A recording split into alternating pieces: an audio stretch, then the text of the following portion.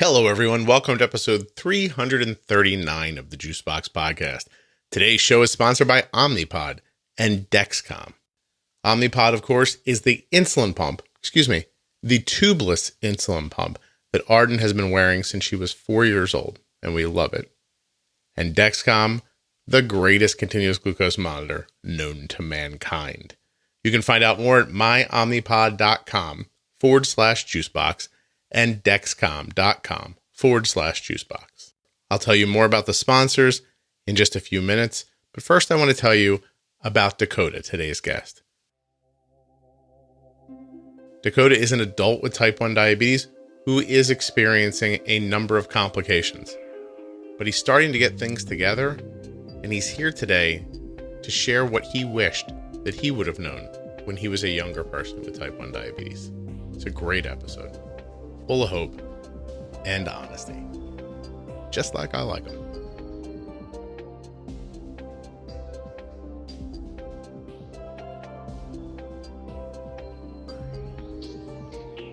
While I've got your attention, I hope you check out diabetesprotip.com. It's my website where I've collected all of the Diabetes Pro Tip episodes from the Juicebox Podcast right in one place. You can, of course, still listen to them in your podcast player, but for those of you who are trying to share them more easily or just want to find them quickly, diabetesprotip.com. I've also added juiceboxdocs.com. It's juiceboxdocs.com. On that page, you'll find a growing collection of amazing doctors, all submitted by listeners like you. If you think you have a great diabetes physician, practitioner of any kind, someone who's really helped you, who really gets it, gets what we talk about here on the podcast, doesn't hassle you, and you'd like to share that doctor with someone else, go to juiceboxdocs.com. Right there, you can send me an email. You'll be able to see all the information I'm looking for because you'll see what other people have given. And you can add your fantastic doctor to an ever-growing list of diabetes professionals who are forward-thinking, thoughtful, and conscious of what technology can do. My name is Dakota. I'm 30 years old, and I have been diabetic for 25 years. 5 years old. That's a long time ago. It was pretty much, I don't know a life without diabetes. Yeah, that's interesting. So 5 years old, 25 years ago, I have to orient myself with time all the time, and that messes me up. But was it 90? 94. 4? Okay. Do you have siblings at that point? I had an older brother who was 15. He's a half brother. Mm-hmm. That was the only other sibling other than my parents. And yeah, I figured back then the technology was not what it is today. I would imagine. What's your first sort of recollection of living with diabetes? How old were you? I would say the year later, about 6 years old. For some reason, this memory stands out going up the stairs, and I couldn't make it past the landing. And by the time we waited the 2.5 minutes for the glucometer to actually test the blood sugar, it popped up reading 23. And that was my first experience with a hypo. That's crazy. So tell people a little more, because that's something that I think a lot of people listening to that don't understand. So do you remember the process? Can you walk through what it was like to check your blood sugar 25 years ago? So the meters aren't as compact as they are today. You know, if you have an actual glucometer or if you have a CGM, they were about the size of your phone. They weighed about as much as a brick, and the test strip was the size of a ketone strip. And the amount of blood that it took was, you pretty much had to poke every finger just to get enough blood. Bleed into a puddle to Exactly. And 60 seconds into it, you actually had to wipe the blood off the strip before inserting it into the machine. It was really dinosaur age. That's interesting. So the blood goes on the strip, but the strip's not in the machine at that point? Correct. The blood has to saturate that little pad on the strip, just like a ketone strip. How you have to kind of wave it and wait. So this is all happening, Dakota, while you're 6, and unable to propel yourself up the stairs. So something's clearly wrong, and a parent goes and it's like, well, we'll get the meter. And then they drag this thing out and hack open a vein, fill up this test strip. They're putting on the thing. You said you felt faint probably because of the blood loss, not even because of the blood sugar being low. I think it's more the blood loss, yeah. That's really something else, man. It's a good look into, what your life could be like for people who are, we'll say something like, my Dexcom lost its connection for 5 minutes, and I'm very upset. It's a different world. What do you use now for technology? So I was always on the side of I didn't want to support the industry at all. Figure I give them enough money. I'm not going to support all this new technology. Old school has always worked. Turns out it doesn't work. And I am now on the Dexcom G6 as well as the Omnipod. And that was all pre-listening to the show. That's cool. So interesting. And I'd like to dig into that for just a second to kind of figure that out. So at some point as an adult, you have like a real adverse feeling. Like, I've already lose enough money to this disease. Mm-hmm. I'm not spending anymore. I'm not giving anybody anymore. Did it feel like an adversarial relationship at that point? Like there was you and then these people that they told you, the hospital, your doctor, that was supposed to be helping you, but you didn't feel like you were being helped by them? It totally felt that way. The insulin already costs enough. And then when they change the product that you're on, or they want you to try a new medicine that's actually more expensive, when you're able to get a good deal on syringes, and then you look at the price of a pump, you're still buying the insulin to put into the pump. Mm-hmm. And they just seem like extra expenditures that aren't necessarily needed at that moment. And was this a financial decision too? Like, were you hurting for the money, and you needed to put it other places, or was this solely like, I'm going to take a stand against this feeling you're having? At the time, it was a little bit of both. Mm-hmm. I definitely thought, like, if I keep doing this, they're going to miss me, which obviously is not the case. Dakota's like, listen, I'm keeping my money. You'll come crawling. Exactly. And then the financial aspect, that was a big part of it. Early 20s, trying to figure out what life is, and now you have to find a job that offers you good insurance so you can even get the products in the first place. Mm-hmm. And then they tell you it's going to be a couple $100 a month. It's a big chunk of your income. Of course. No, I don't think we talk about it enough. We always speak about it in kind of sort of simple terms. Like, I have insurance, I don't have insurance. You just think of people as in two camps, like the people with no insurance, oh, that's a shame for them. And the people who do have insurance, oh, that must not cost them anything. It's not true. You could have insurance and it still costs you a fair amount of money every month. And, exactly. And it's worse if you don't have insurance. And you're trying to pay cash for things. When did you lose your fight with the man? How old were you? It was actually 2017. I finally gave in, and I didn't know which was which at the time. I hadn't done enough research, mm-hmm. and I actually ordered the Omnipod first, thinking it was the CGM. So I was on a pump before the CGM. Okay, by mistake, thinking you were going to be on a CGM first. Exactly. That's interesting. So when you didn't collapse the medical device system in America, and what was it that made you feel like, I'm giving up this fight? Like, because I'm serious. I'm not joking with you. Like, it's obviously meant something to you, but at some point you just were like, all right, I'm not doing this anymore. I'm going to try to get these devices. What led you to, letting go of something that you felt so strongly about for 20 some years? Actually, I decided to finally jump on board when I lost my eyesight due to the diabetes. Okay. So you felt like, well, let's. I guess we should dig into that a little bit. So you are legally blind. I am legally blind. Yes. What does that mean as far as, you were sighted for such a long time. Like, can you put into perspective for someone what it feels like what that situation is? Like, what can you do? What do you struggle with? What do you see in front of you?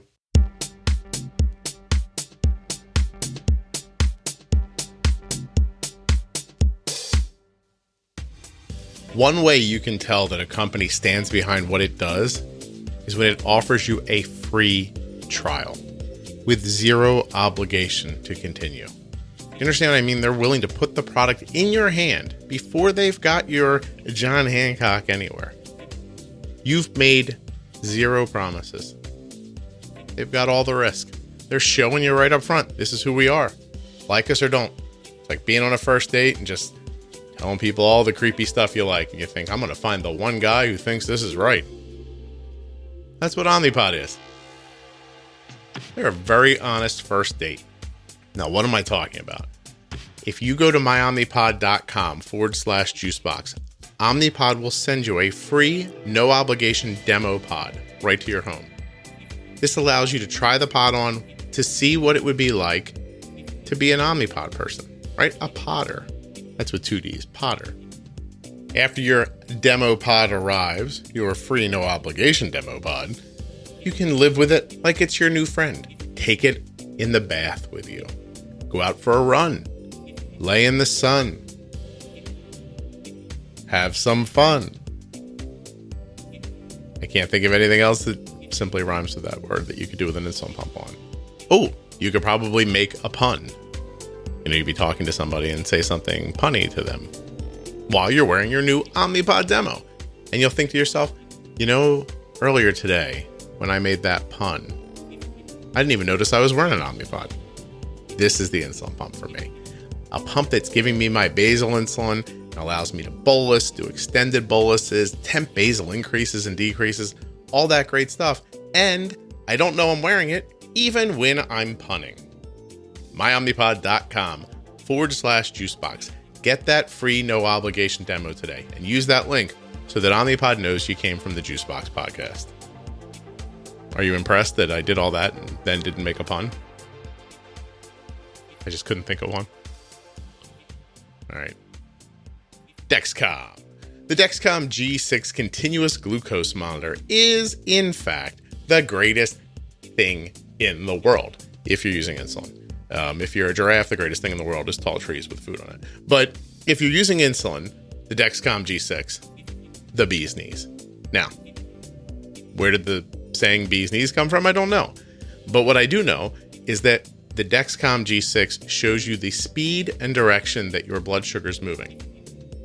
And if you're the loved one of a person with type 1 diabetes, it allows you to see their speed and direction remotely.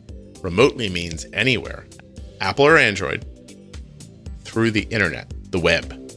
You understand what I'm saying? Even through cellular. Cellular? Like I don't need Wi-Fi exactly for this? That's right, Scott. Your kid could be in Istanbul, have a blood sugar that starts falling. You could be in Madison, Wisconsin, and see it happen. How about that? Then you text them. You're like, hey, I don't know why you're in Turkey, but your blood sugar is getting low. Why don't you have a juice? Dexcom.com/juicebox. Do it today. It can't possibly be understated that I think it is an amazing idea.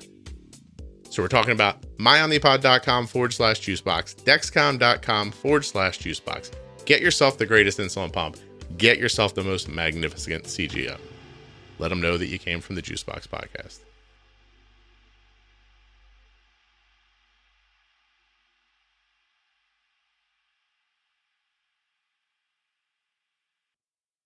What do you struggle with? What do you see in front of you? Everything is essentially looking through a fog. I have no depth perception.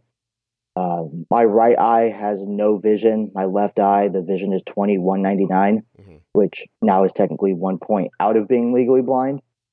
But it's still essentially trying to look like a stack of Ziploc bags with everything you do. And my gosh, so that's kind of horrifying, honestly. And you got to this. Is this a side effect of your type 1? It absolutely is. I suffered a diabetic hemorrhage in my right eye in June of 2017, which essentially filled my eye with blood.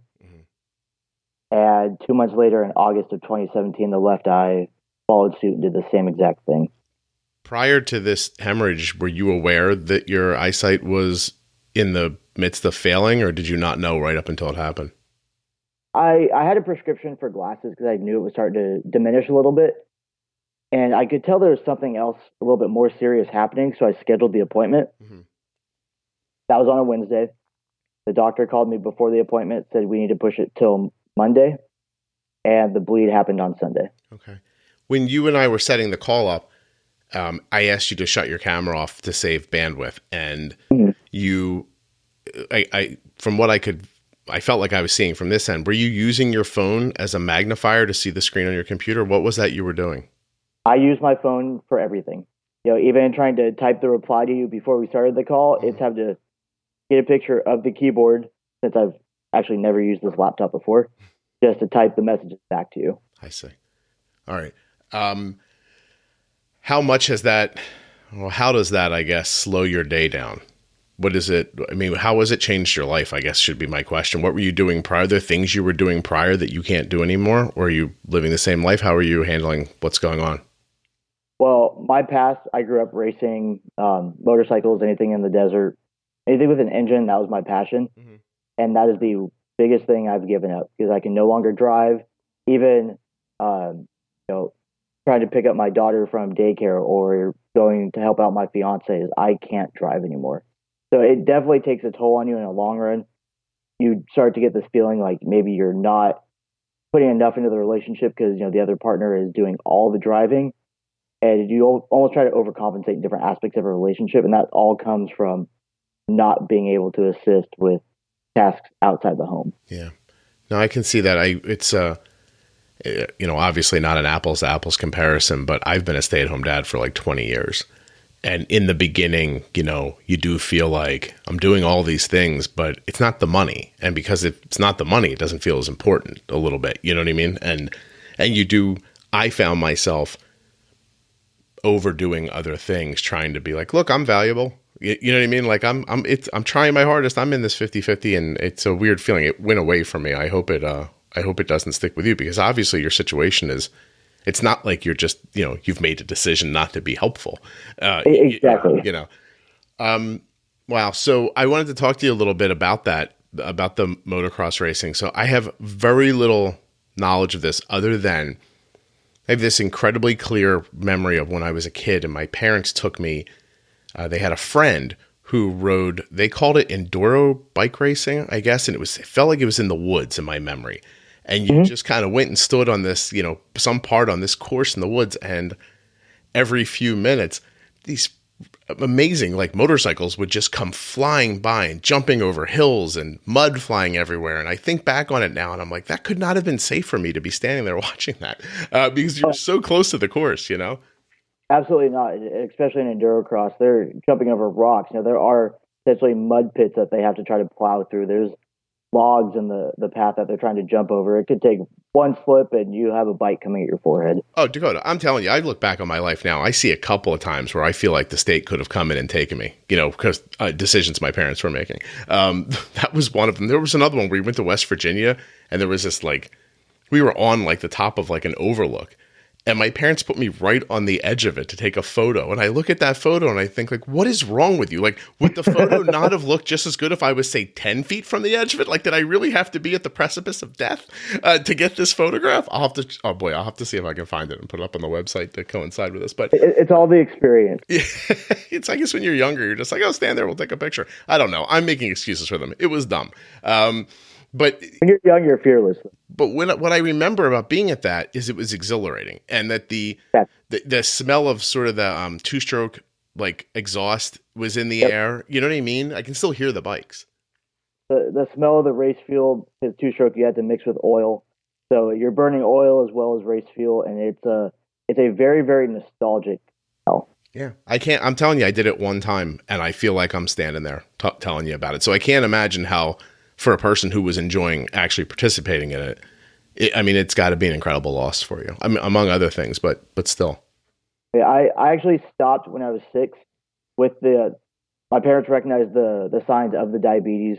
They took me in, and sure enough, I was diagnosed. And about an hour later, they diagnosed me with a heart condition also. My racing career stopped all on the same day. Oh, no kidding. Oh, I'm sorry to hear that. So it's one of those where I've always been involved with the industry. My dad was really big in the racing scene in Southern California as well. So it's always been a part of my family. All my friends race. So we never quite lost that touch. It's just by the time I jumped back into it, it was, again, financial. It was so expensive that let's either be a bystander or do it just for fun. Yeah, yeah. So do you still try to go to races as a spectator? I still now go to now I go to Supercross. It's definitely lost its edge from what I'm used to. I started going when I was very little, so it was a very family oriented event. Now I'll go to different sorts of off road races. I'm out here in Arizona now, so I'll catch the NASCAR races that come through, and now I try to go on behalf of my organization to raise awareness. Yeah. So you do that. You like set up a table, or do you just how do you raise awareness at an event like that? Still working on the process of actually getting into these events, just because it is very corporate structured. Typically they want their vendors to pay to be there to sell a product. As a nonprofit, they try to get it to where either discounted or if there's an opening. Yeah.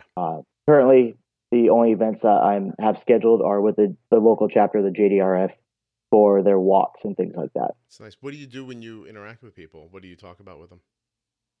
More anything they want. If they have any questions about diabetes, any of the complications, signs, honestly, sharing my story has helped more people than I can count. Yeah. I used to think, okay, well, my blood sugar's in the low 200s, that's fine.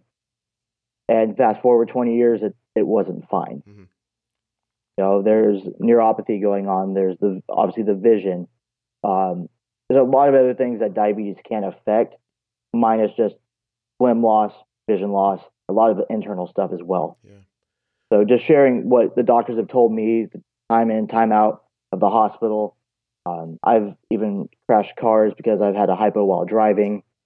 So again, there's a lot that can come with it that most people might not realize.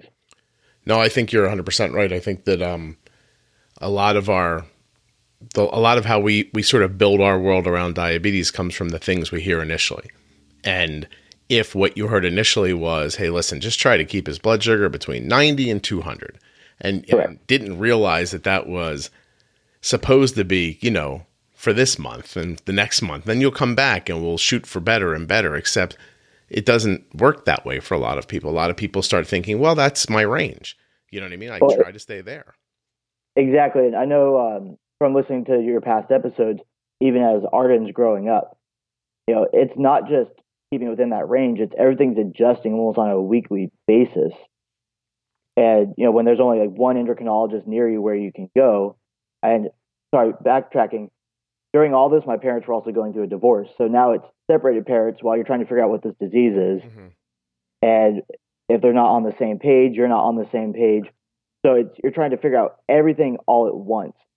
And especially for a young child, it's very overwhelming. Yeah, no kidding. I mean, I can't even imagine being in your situation. I don't want to lose track of this. So let me ask you, you said you were diagnosed too with a heart condition. What was that? I had a bicuspid heart valve. So my aortic valve was fused with a second valve. So instead of having 3 leaflets, my heart only had 2 leaflets. How has that impacted you in your life? I got very out of breath as a youngster. Just it was overworking itself. And then in the year 2000, I underwent open heart surgery and had the aortic valve replaced. Wow. Jeez. My gosh, that's 17 years. Have you, what's my question here? What's the, is there maintenance to that surgery? Like, do you go see someone like yearly, or how do you keep track of that surgery? I go see my cardiologist every 2 years. He does an EKG. It's perfect. See him in 2 years. That's about as quick as the appointment goes. No kidding. Oh, that's excellent to hear. Okay. So Dakota, since you're trying to raise awareness and you're being so honest, I want to give context to, a little more context to where you got to with your vision, if that's okay with you. So let's just start with the easiest measurable for people to kind of understand. Do you know what your A1C was through the years? Were you keeping track of it, or were you going to an endocrinologist? Kind of talk to me about how you managed that side of diabetes. Most of my life, my A1C was above 12. Okay. I don't know if you recall with the glucometers, how they used to come with a vial of testing solution to calibrate your machine. When I would be on my way to the appointment, I knew I hadn't tested. And I would sit there in the back with piles of this solution, because the longer it sat, the higher the reading. And I would sit there and I would fake the numbers the entire way down to the doctor's office. Meanwhile, having to go through, push the 2 buttons, try to change the date and the time to make it look like I've been testing on a regular basis. I would get down there, they would see the readings, they would check the A1C, they say something's not adding up here. That's when I decided I needed to start throwing in some highs. So I fudged the numbers forever, mainly because I knew the endocrinologist was going to yell at me when I went down there. There was no compassion. It was always scolding. Yeah. Was your mom, were you living with your mom in this moment? I was actually living with my dad. Yeah. My mom had moved out of state. Okay, so you're with your father. Is he aware you're doing this? And No. You're just kind of in the backseat of the car, just chugging along, making up numbers. Yeah, for all he knows, I'm back there playing a Game Boy. Wow. That's really something. And how old were you when you started doing that? Do you recall? I want to say I was around 11 or 12, so just going into middle school. Mm-hmm. Wow. And how many years did you do something like that for? I would say on and off for a couple years. And it eventually just got to a point where I had that mentality of, I know how my body feels. I don't need to test. So leading up to the vision loss, I would say I had gone almost 3 years without testing my glucose. And you know now, obviously, I'm not telling you, I'm sort of telling everybody, that your body tries to adapt to the higher blood sugars so that eventually, it starts feeling normal to you. Whether, and I always, Arden will kind of pull that out every once in a while. Like, she's so accustomed to not testing very often that, when you have to test a couple of times a day, and actually it's funny, last night was one of those nights, and you mentioned staying fluid earlier. Arden's she's in a period right now of the month where she needs less insulin, and I didn't see it. I didn't notice it happen right away. So there were these kind of like an evening of lows that I thought, like, this is just a thing. And then the next night came up and it started happening again. I thought, oh geez, I have to dial all of her insulin back. So basal insulin back, everything kind of dialed back for this spot. But we ended up testing a number of times, and now she uses the Contour Next One meter, which needs, it's a great meter. It needs like no blood. And still we tested, I don't know, 3 or 4 times yesterday. And by the 4th time I sent her a text. I was like, hey, just check your blood sugar real quick. I want to make sure this is the number because we're about to make a decision, And she was like, I feel fine.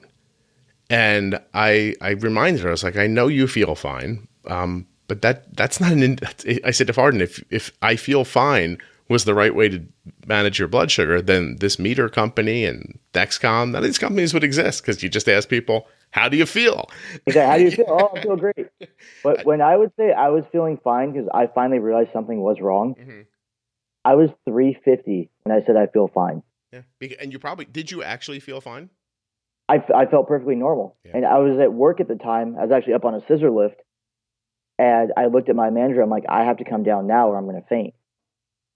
And I went in, I tested my blood sugar in the break room. So I lied. It wasn't 3 years. It was probably about a year and a half prior. Mm-hmm. And it came back at 180. And I am sitting there sweating and shaking because I feel so low. Yeah. Yeah, we talk. The only sense of having a stable point or like a point of like stasis is to get back up to that point. So would you consider, and I have no real world experience with it, but was it sort of like the idea of like when you hear a drug addict say they need a fix so they feel better? Like, were you trying to get your blood sugar higher to feel better? Not necessarily higher than it was, just back up to that, I would say 300 mark where I didn't feel essentially like you were low. I was going like I was going numb or going low. Yeah. When your tongue starts to tingle and your fingers start to tingle and your hands are shaking, you're sweating because you feel so low and you're actually on the higher side of the scale. Yeah. It's a pretty big wake up call. It's fascinating. I mean, honestly, at 180, your blood sugar's doubled of what, somebody who doesn't have type 1 is. And that's so Dakota, this is probably a good time to stop for a second because people who listen to the podcast have heard me say, if you're accustomed to your blood sugar being higher, as you're bringing it down, you could end up feeling low when you're not really low. It doesn't make the feelings not real, Correct. You still feel that way. And you got kind of, sometimes people talk to me about having to sort of titrate down slowly, once they've kind of figured out the whole thing here with the podcast and they're like, all right, I can bring my blood sugar down. Some people bring it down pretty quickly. And it stays stable. And, I've heard back from people who are like, oh, I felt low for a couple of days. One woman told me once she felt a little shaky for a week at like 120. But we never speak about it in the number range that you just spoke about it in, like feeling low at 180. Is a sincere indication of just how long your blood sugar had been in the 300s, or Exactly. Yeah.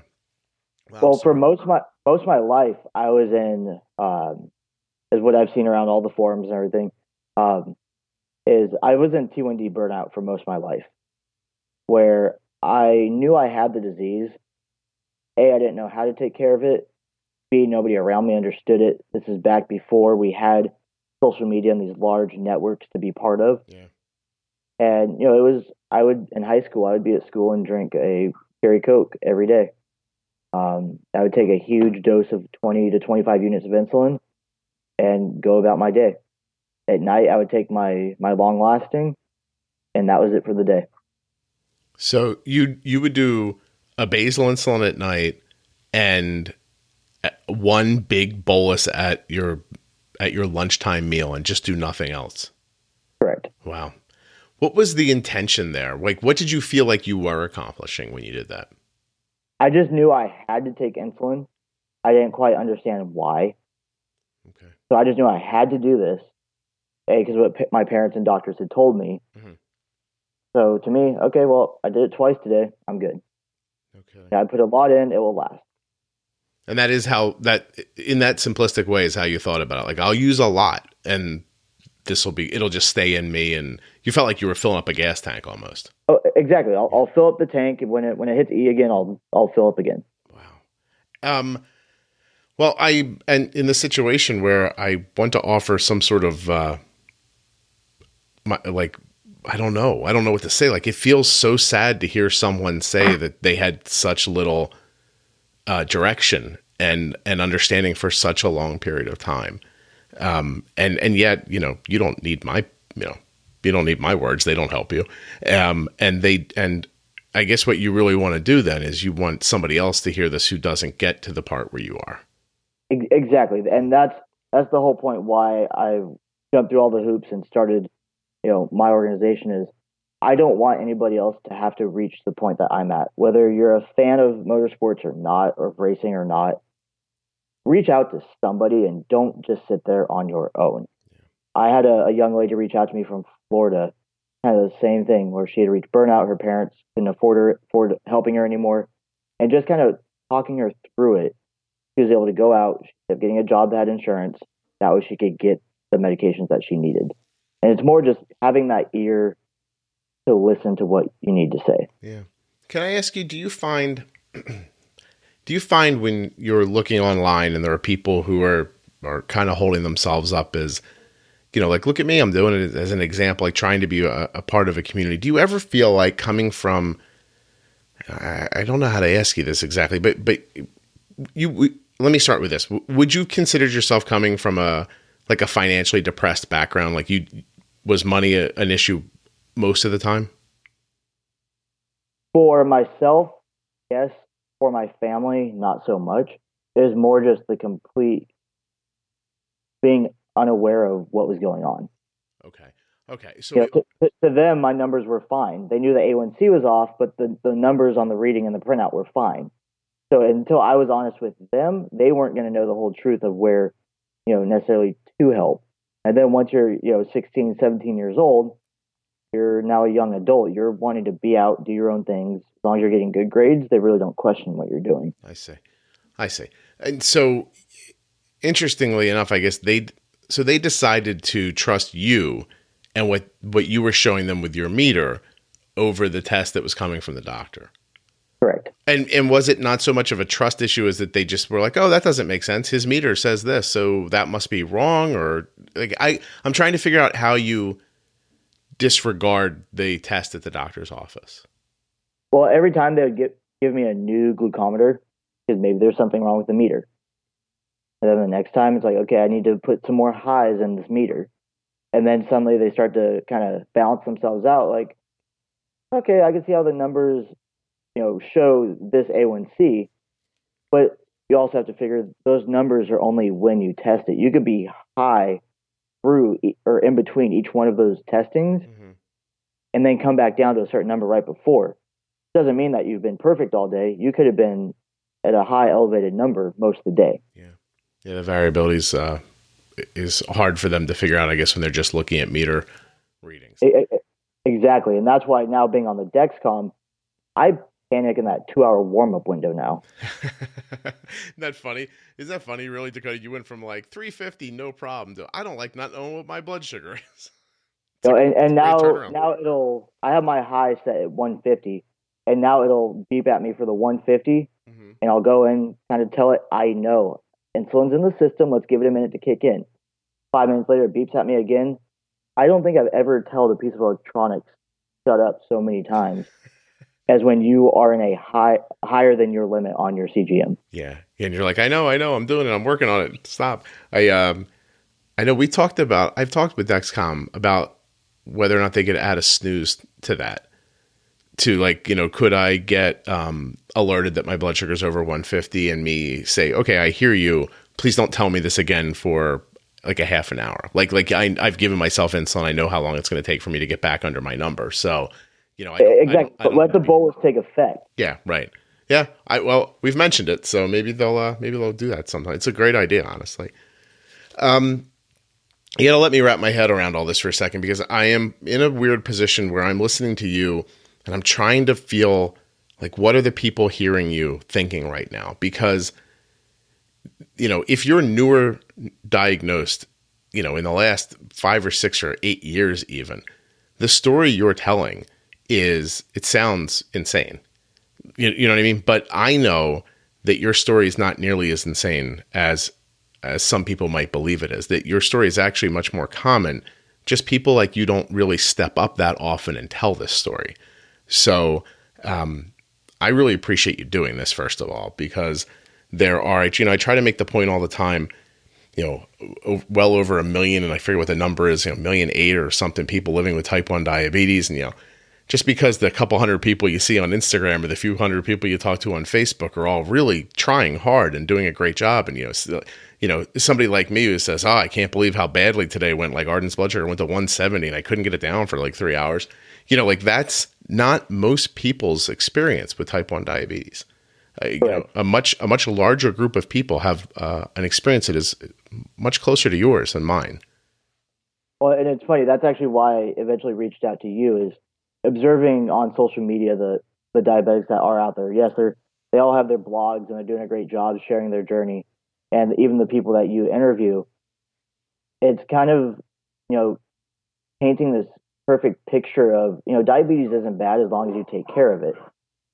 And my hope is that if what the real dangers and damages are from it, it will make them want to paint that picture in their own lives. Yeah. Yeah, no, I was just contacted by someone the other day who asked me, like, is there an episode you would show to a young kid in like an early teen situation, somebody who's just not at all interested in their type 1 care? And I thought, I don't know, like, you don't want to, like, to me, scaring people doesn't seem like the right idea, and I also don't know that, a cheerleader helps for a person who's in that situation. Like, you know what I mean? Like, when you're feeling down and depressed about something, or just like it's, not possible to do, you're explaining a situation where you didn't know what to do and nobody around you really knew, and doctors would kind of yell at you. So, would somebody coming up to you when you were 15 going, "Hey, Dakota, you can do it. It's easy, buddy. Here's how." Like, would you have just been like, "Get away from me," or would you have been excited to hear from them? What do you think would have benefited you in that situation? Because I did not know how to answer that question right away about how do you help somebody that age who's going through that. I honestly, I would have put the hood up on my sweater and walked away. Mm-hmm. Like, don't talk to me, teenager. I know everything, but I don't know anything. Leave me alone. Let me do my thing. I took my injection. I'm fine. Yeah. No, that's what I'm afraid of, actually. That's what I thought when I talked to him. I eventually led them to an episode with a 15-year-old boy who listened to the podcast and learned the podcast and takes care of himself really well.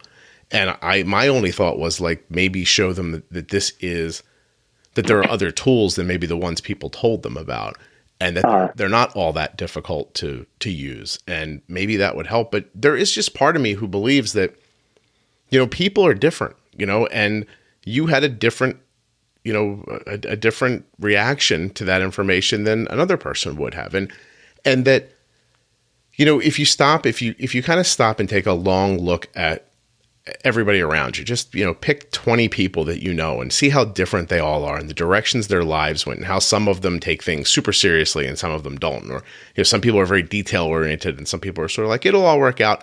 Like, all that is just human nature, different kinds of the way people think. But then you add this diabetes to it. Some of those personalities don't fit well with managing insulin. Correct. Right. And so that's what you're really talking about. It's like, how do you get to that personality? And, before they get into your situation, because, I mean, you can tell me, but I'd imagine you'd do almost anything to get into a time machine and make a different decision. Oh, absolutely. Like, knowing what I know today, if I could go back in time, I wouldn't even hesitate. As long as my family still comes into the picture in the future, I would absolutely go back. And kind of like you were saying with, how do you reach these different people? I couldn't imagine somebody with severe anxiety being diagnosed with diabetes, because it's such a double-edged sword. Yeah. How stress will cause your glucose to rise. And if your glucose rises, what do? You stress. And if you give yourself insulin to come down and it's not coming down, you stress more. It's such a unique double-edged sword in that sense, that how do you manage this without making it worse? Yeah. Yeah. How do you, there's people in my life who are more, prone to anxiety than not. And I'm sort of really relaxed. And you find sometimes saying to people like, just, don't worry about it or relax. And it's such an insulting thing for them to hear, because they're not worrying about it on purpose. They don't want to be anxious about it. It's how they react to that scenario. I do the same exact thing. I'm extremely calm, very calm demeanor, especially with everything going on. And I see it as there's no point in freaking out about it. But when I see other people close to me that do have anxiety, I'm like, what is your issue? Like, take a step back, look what I'm going through. If I'm calm, you should be calm. Yeah. And I know it's a really unfair way of trying to calm somebody down, and rather than being understanding, which is, I know what I should be doing. Yeah. Well, that's a good point, though, is that even a person like you who understands the scenario, when they're presented with that, that's how you feel. You're like, oh, just relax. So now put yourself in the shoes of a parent of you when you're 15, knowing that anything they may say to you is going to pull your hoodie over your head and send you out the door. And now, exactly. You know what I mean? Now, these people are trying to put together the exact perfect 7 words to get you to take your health more seriously. And even maybe you were taking it seriously, but you just didn't have the right tools or the knowledge to deal with it. Because, I mean, do you feel like you have those tools today? Absolutely. What's your A1C right now? My last check was 6.2.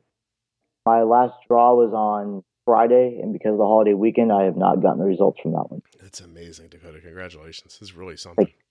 And the last time I had it checked prior to that, it was still at 11. Wow. When did you make this decision? Like, so let's go to that. Like you said, 2017, you decided you're going to grab a CGM and you ended up with a pump by mistake, and then you added a CGM, right? And in 2017 is when everything first started. So through this vision loss, it was 10 times worse than it is today.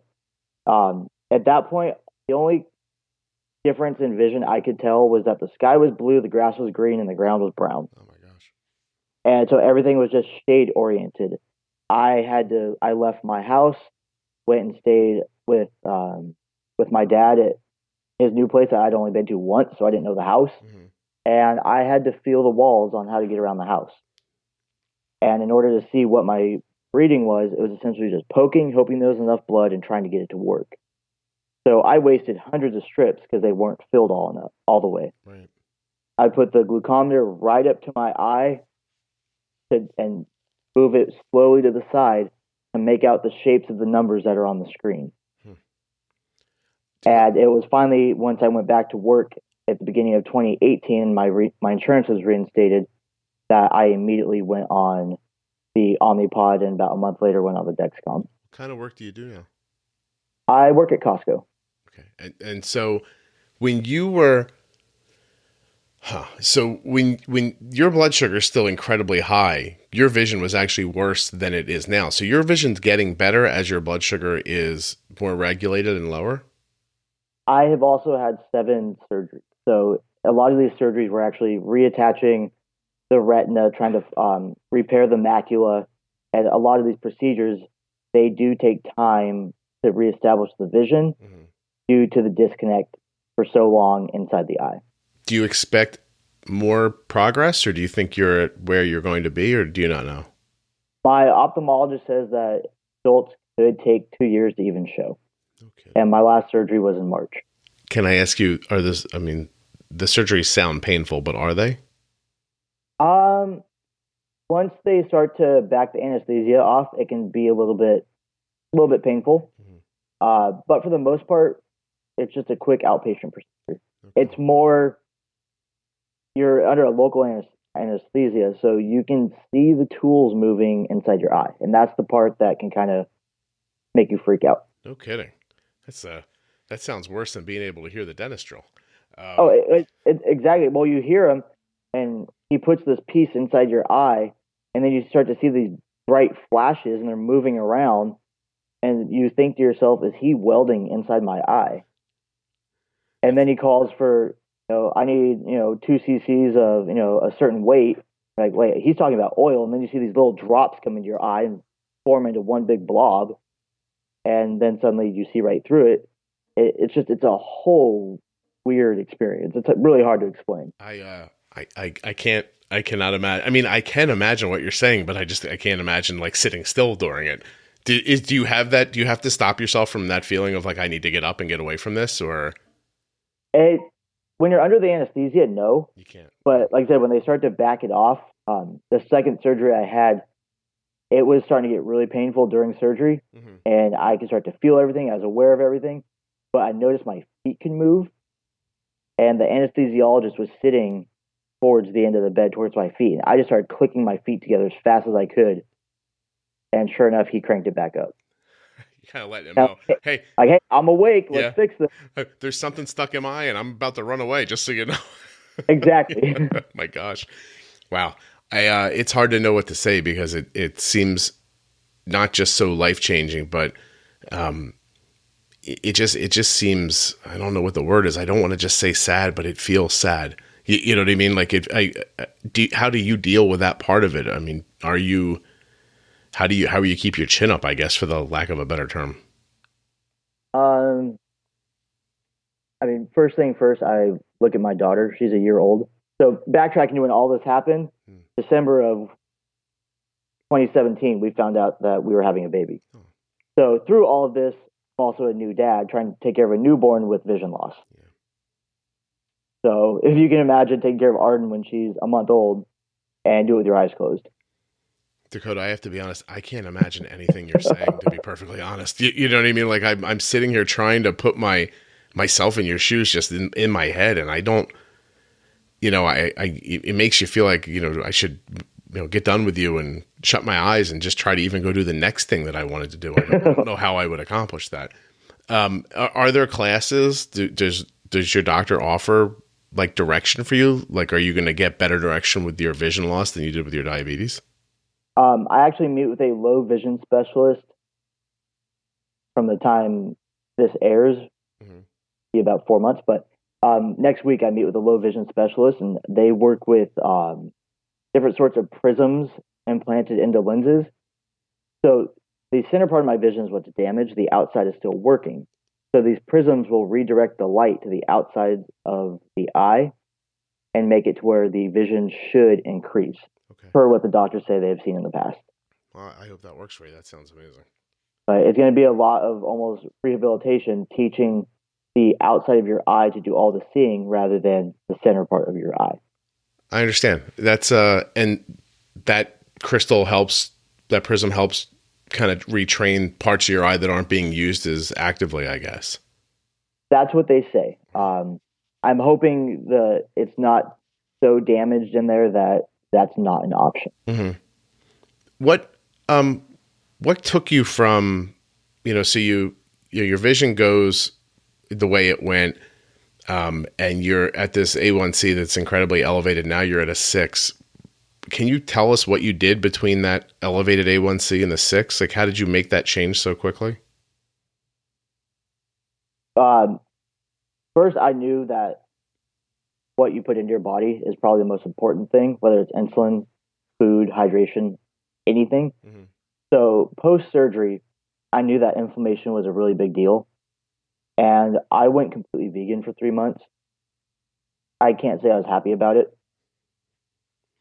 Then I slowly just started to look at what I was eating and, tried not to oversaturate myself with processed foods, anything that's, high in carbs or sugars.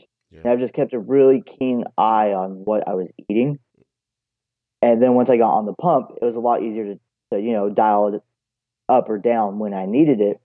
And I was still doing carb counting at the time, and I noticed that I was still getting these big spikes and these low valleys.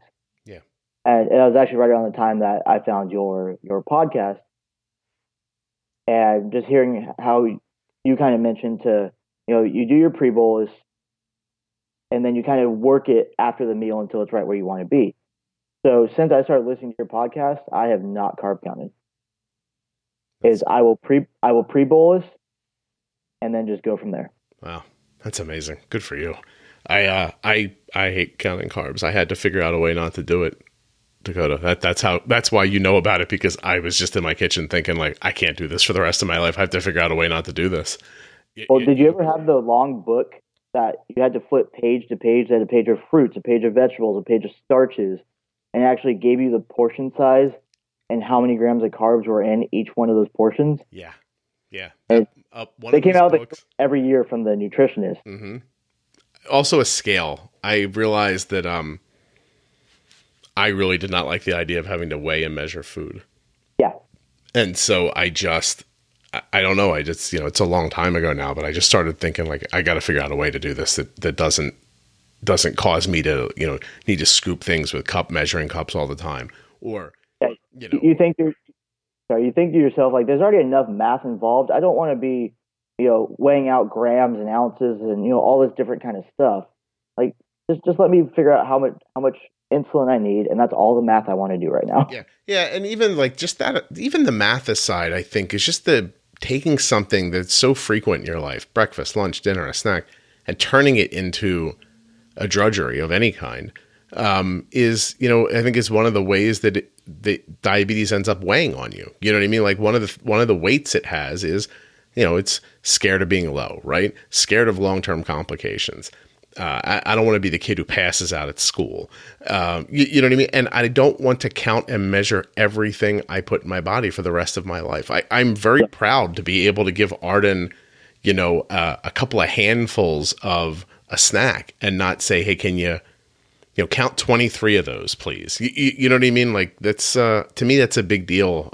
And it's important to make your life feel like it's not a weight on you. You know what I mean? Oh, exactly. Can you imagine if she's out at the lunch table and she pulls out her baggie with 20 goldfish in it? That's all she's allowed. And listen, I can't give any of these away. I have to eat all 20 of these goldfish. Don't touch my damn goldfish. And listen, there are times, like, don't get me wrong. Like, if we're coming down from a high blood sugar or something and she gets high, I'm like, yeah, no problem. I'm like, but we can't miss on these carbs. So, take 15 of those. And I'll tell you, you can see there's a sadness on her face when that happens. Like, oh, now I'm gonna have to, okay, count them out. And, what if I'm still hungry or not hungry when I get to, what if I get to 11 of these and I don't want any more? I got to eat the last 4 or, vice versa. So I do my best for that not to, there's enough already coming from diabetes that, you should try to take things away wherever you can. And carb counting was just one of the things I really wanted to take away.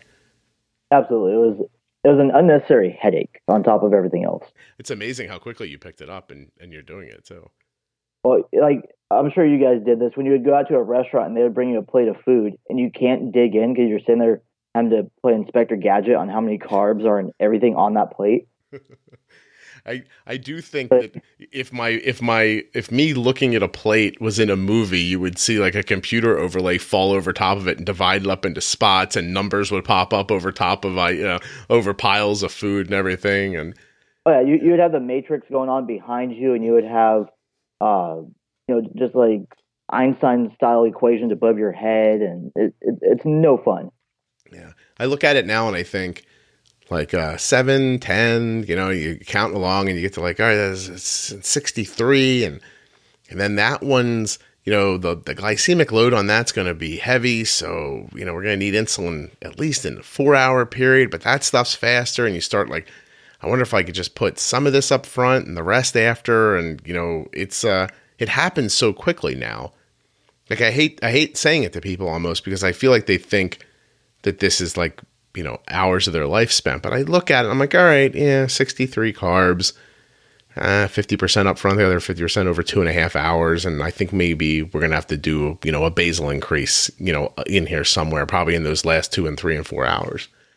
Well, and that's the crazy part that I'm still learning is, that, fats and proteins and oils and, all this kind of stuff will make it where the sugar doesn't or the carbs don't digest as quickly in your system, but they will kick in on the back end. Yep.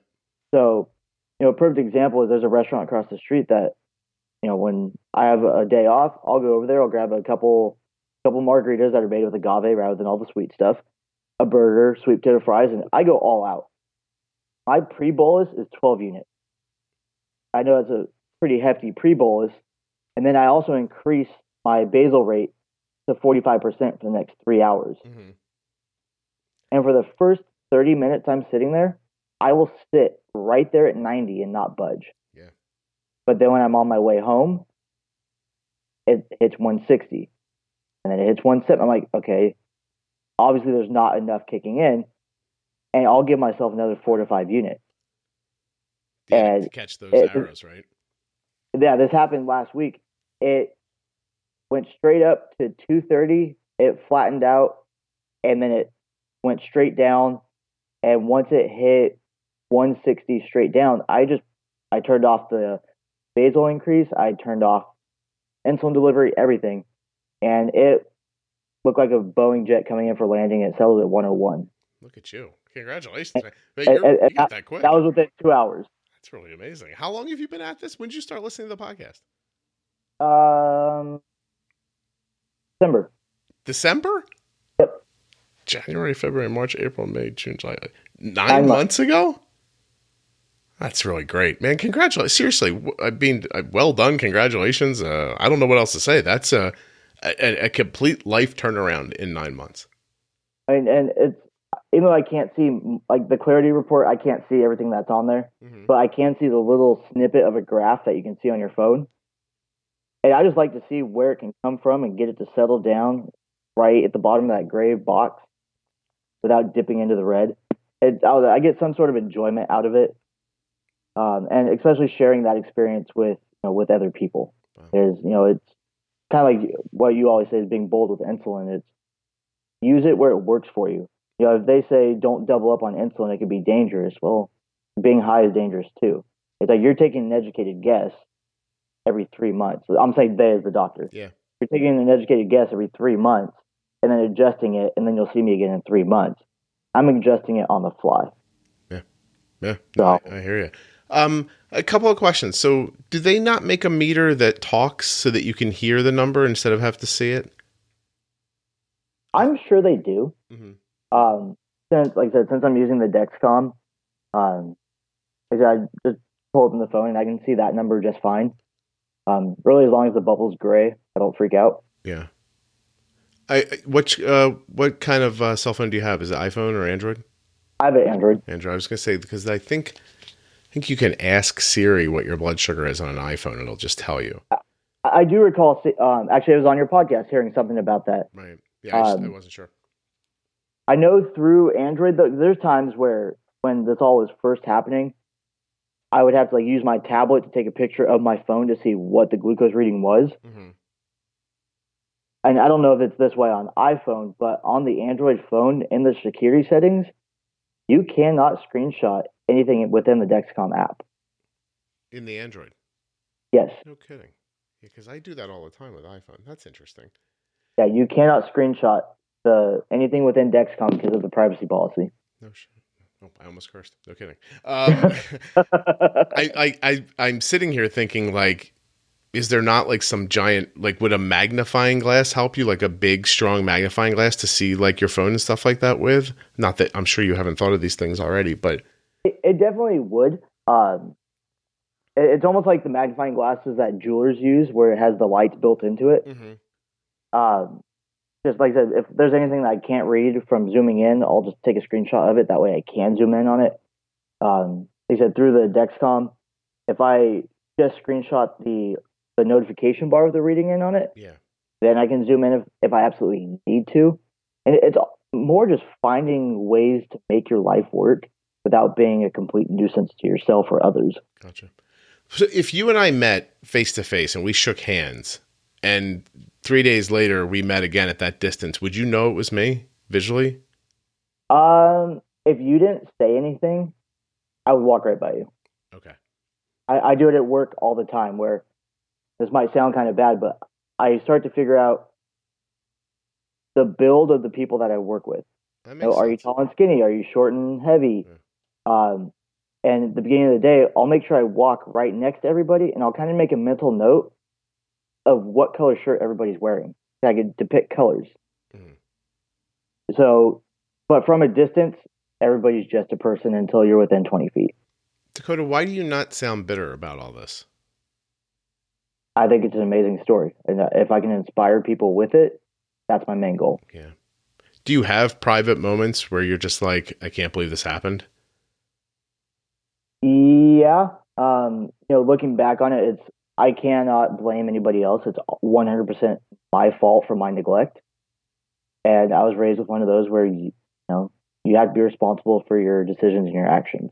Yeah. And this was a decision that I made my whole life. And luckily I caught it at the point where I'm not completely blind. It didn't kill me. I have all my hands and feet, or both my hands and feet. It could have been so much worse. That's an amazing attitude to have. But there's definitely times where, like I said, I used to work on cars and motorcycles and stuff all the time. You know how hard it is to work on an engine when you can't see it? Yeah, I imagine it's not easy. It's actually easier than you think because you can't see it anyways. But oh, really? You're still doing that kind of work? Your hand's always up underneath something trying to unscrew a bolt that you've already loosened.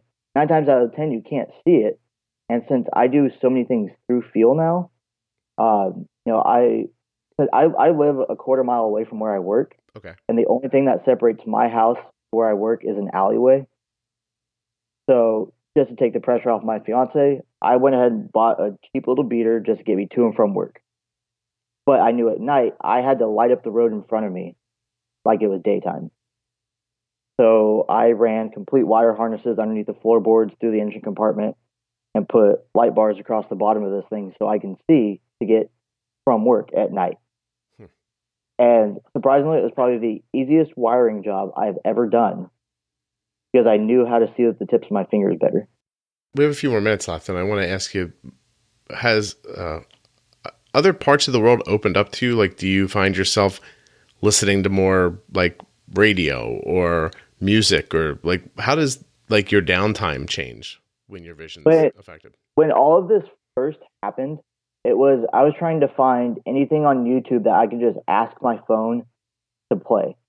Because when this all started, I couldn't even read text messages. So I had to ask my phone, hey Google, read text message. And it would read it to me, and I would have to talk back to it to send the text message. And that was the only way I could keep in contact with anybody. I ended up watching a lot of listening to a lot of marketing like tutorials on YouTube. The comedy station on Pandora was my go-to. Mm-hmm. And I was trying to find a diabetes podcast to start listening to. And I ended up finding one. It was a diabetes management, a couple guys based out of San Francisco. And it was more just on whole foods diets rather than kind of like yours where you're actually interviewing people who have these experiences. Yeah. So a lot more podcasts, a lot of comedy, stuff that could keep me in good spirits and laughing. At home, I'll listen to the news instead of watch the news. I'll put on your podcast. I'm still on episode 240, so I have some catching up to do. It is a lot more audio based than visual based. Our TV in our living room is quite large, so my spot on the couch, I can actually see what's going on. I can't see the fine details in film, but I can kind of get the point of what's going on. Gotcha. How has your relationship been through all this? I mean, if you don't mind sharing it, what was the biggest change, I guess? Well, we have a long history. We were next door neighbors growing up. Mm-hmm. So it's not like we didn't know who we were. It's just I played baseball and she raced motorcycles. She acted and did theater. So we were complete opposites, even though we lived next door to each other. Yeah. And when we reconnected, it was actually the day before my vision was lost. So our entire relationship, she only knows me as being visually deficient. Okay. Wow. So it's kind of like we're able to grow through this together. That's sweet.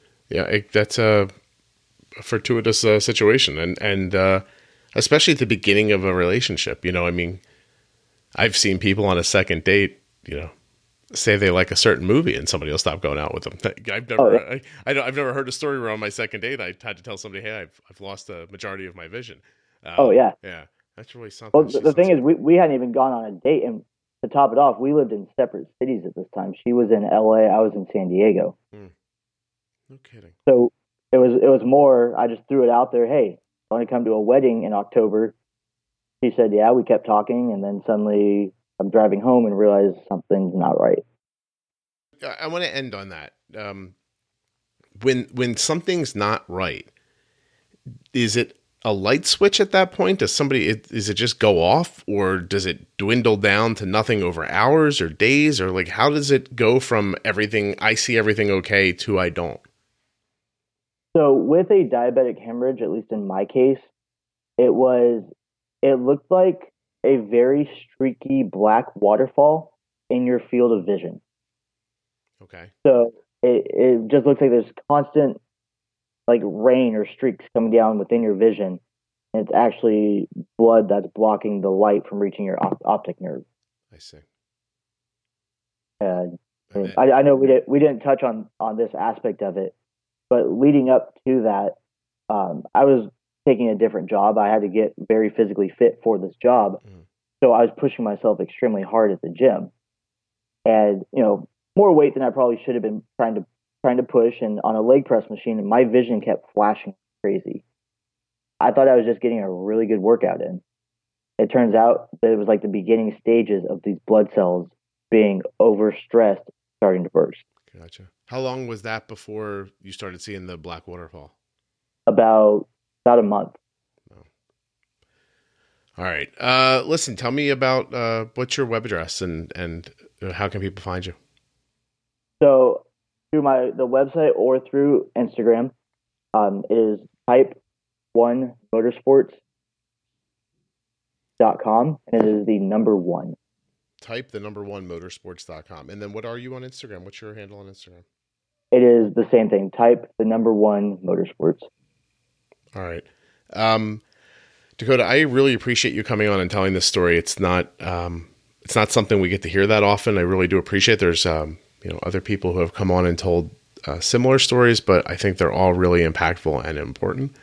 I always tell people how happy and I am that they were so open and honest, but this is really, this really takes the cake, I think, for open and honest. So I really do appreciate this. Thank you so much for doing this.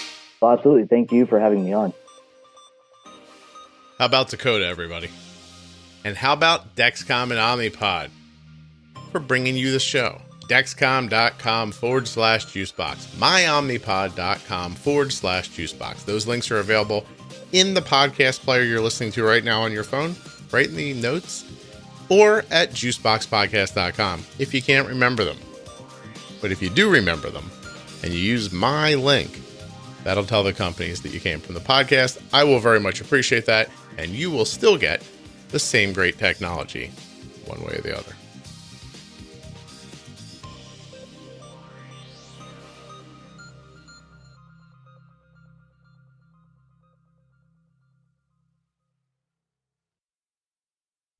Before we go, I'm looking for someone to do an After Dark episode with. Now, this is a specific ask. Be honest with yourself before you email me. I need someone who's divorced and parenting a child with type 1 diabetes who will be completely honest about how to work through significant problems when one parent either has a certain management idea while the other one has another, or while one parent is doing a lot of the work while the other one seems to be ignoring it. This is something that comes up a lot, but of course it's difficult to get somebody that wants to speak about it. So what I'd like to say is you'll come on and be anonymous, but still you have to really think about this. Make sure you're not going to get outed somehow. If you think you can tell that story, be honest and not vindictive. Something that's going to really help other people who are divorced. And you won't get caught. Drop me a line.